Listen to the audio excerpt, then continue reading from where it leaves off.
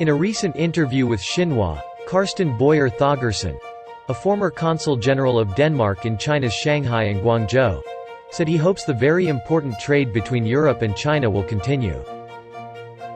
They've been so fortunate in my life to visit China rather early in my life. My first visit to China was in 1976. So over the last 45 years, I have traveled extensively in Chinese provinces and regions.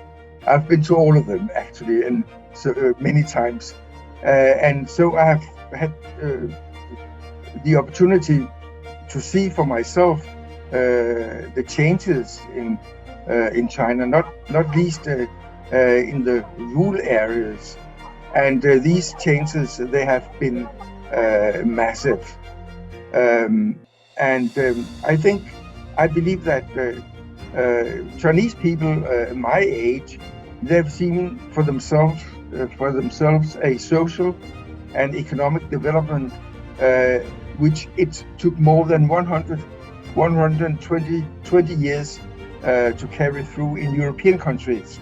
They've seen this change in their own life. I think the dual economy is overall,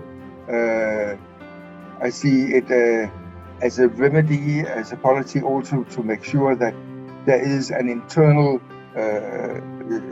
that China's internal national market is very strong, because China cannot fully rely on external markets. So there should also be a strong national Chinese market. In terms of